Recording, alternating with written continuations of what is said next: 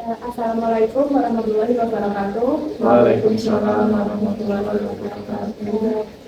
Selamat pagi Pak, Bu. Kami dari mahasiswi dari Universitas Negeri Semarang. Saya Dewi Nagati Smawati dengan NIM 2304110030. Kemudian ada rekan saya Dewi Nagati Smawati dengan NIM 2504110034. Pada pagi hari ini kami akan melakukan wawancara terkait personalia laboratorium di SMA Negeri 1 Tuban. Mulai dari baca ya Pak Bu. Untuk yang pertama itu ada kepala laboratorium. Nah, di sini itu apakah ada kepala laboratorium? Perkenalan dulu mungkin ya. Perkenalkan, nama saya Sukma Indra Laksmana. Di sini saya guru IPA SMA Negeri 1 Megas dan juga rekan saya ini ada.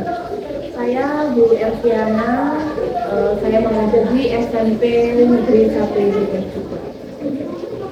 Untuk kepala laboratorium juga di SMP 1 Megas. Untuk bicara administrasi, kepala laboratorium satu sekolah itu mencakup satu orang saja. Jika sekolah itu ada lab TIK, lab seni, lab olahraga, lab IPA, maka nanti kepala labnya satu. Dengan saja biasanya di masing-masing sekolah, contohnya di SMP 1 Megas, karena kita punya dua lab IPA, maka penanggung jawab labnya ada dua. Untuk penanggung jawab lab biologi itu ada di Payalah, sedangkan penanggung jawab lab fisika itu ada Pak Alfa. Nanti kami meminta ini ya Pak. Boleh. Kemudian untuk jabatannya Pak. Jabatannya sama boleh Pak semua, cuma ya memang penanggung jawab. Tugas tambahannya sebagai penanggung jawab. Dan sebagai kepala.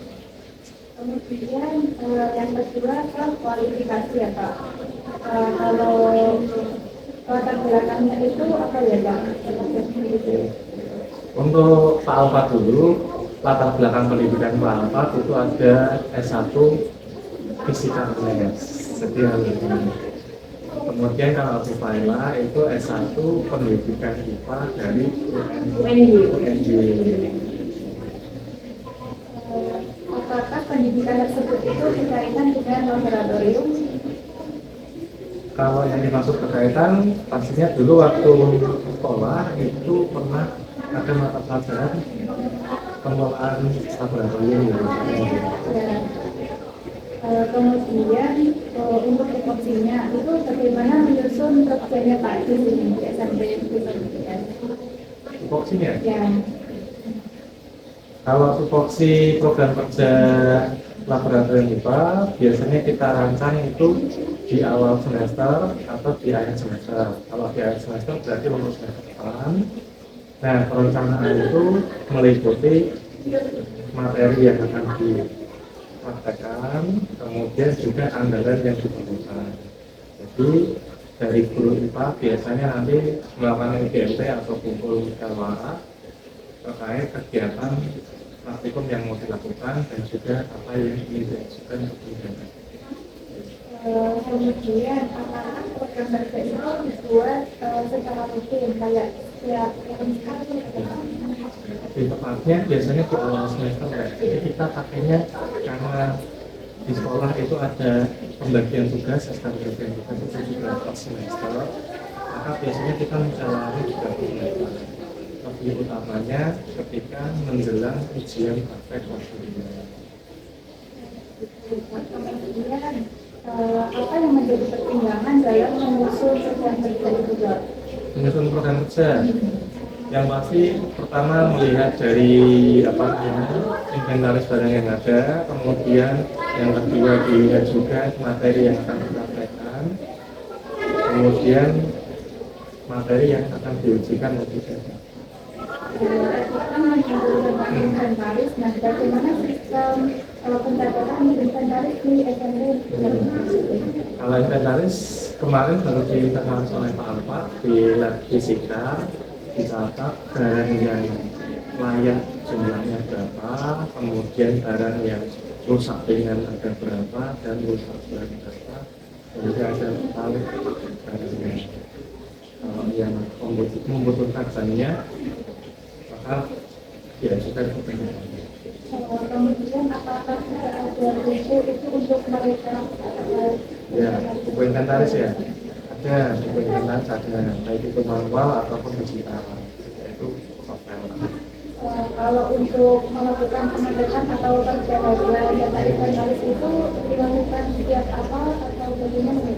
Biasanya sama sekalian per semester ya, jadi sekalian kita kumpul, sekalian kita bahas juga yang Kemudian untuk penyusunan jadwal praktikum itu apakah nanti dalam formulir dan gitu itu jadwal pemakaian lab tadi ya. Kita sebenarnya kalau dari teman-teman kita fleksibel ya Mbak, fleksibel saja. Kalau misalkan lab yang fisika dipakai, maka kita bisa pakai lab yang biologi, meskipun kadang namanya lab biologi tapi isinya fisika, tapi itu jarang. Atau lain waktu juga, jadi lebih fleksibel. kemudian apabila ada jadwal yang bentrok itu penyelesaiannya kira-kira bagaimana ya Pak? Ya tapi karena kita fleksibel, Jadi bisa diundur atau bisa ganti tempat. kemudian selanjutnya untuk koordinasi dengan kepala lab itu di rumah saja itu bagaimana Pak koordinasinya? Koordinasinya kebetulan kami kan durasinya agak sama Mbak, mudah-mudah. Jadinya koordinasi lebih mudah, lebih kreatif juga. Kemudian ketika koordinasi itu apa saja yang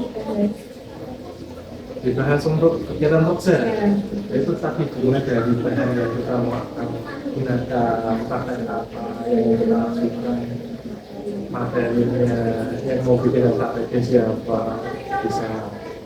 Saya tuh kadang saya dibikin oleh berarti saja, saya tinggal fotokopi dari kita kerjasama. Dia yang bikin, saya menggadang saya. Kemudian bagaimana cara mengatasi menggunakan alat di tempat itu Mbak? Ya, kalau ini biasanya kita pakai peraturan ya Pak, ya, hampir umum sih.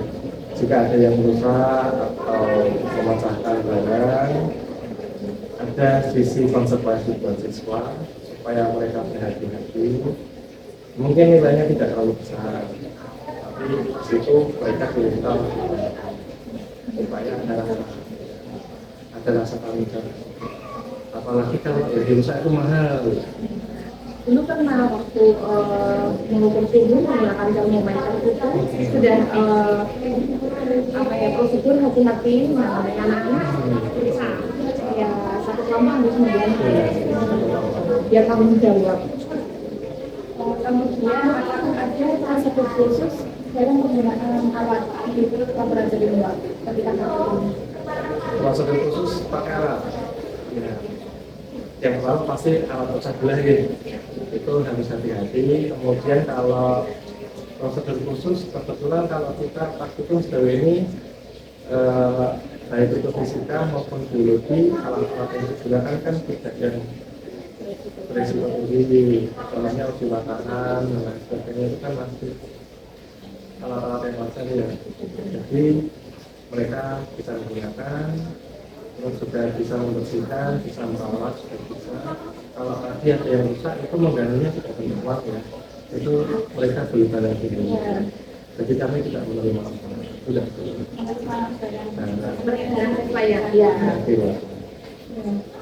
Baik Pak, itu saja. Kemudian Ibu Enti, kan tadi apakah sama pendidikan itu mendapatkan pelatihan atau mata kuliah terkait waktu kuliah ya?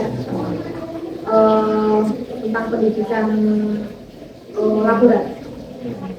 Kalau pendidikan tentang laborat dulu hanya dasar saja tidak terlalu menurut karena jurusan saya biologi. Jadi langsung pendidikan tentang laborat itu hanya dasar-dasar saja, kemudian langsung eksekusi ke praktikum-praktikum, pembinaan labnya. Kemudian, apakah Bapak Ibu itu memiliki pengalaman mengelola laboratorium? Belum. Belum. Terus saya kuliah teknik laboratorium itu dosennya Pak Taufik sama Bu Andin. Ya diajari kenapa kok bentuknya standarnya ada dua, terus ventilasi udaranya, kelengkapan jas praktikum dan juga apa namanya simbol-simbol bandingnya yang dulu teknik. Dasarnya ya ada, kalau dulu ya pasti ada kalau dasar-dasar dulu, karena yang mendalam banget. Kemudian apakah memiliki sertifikat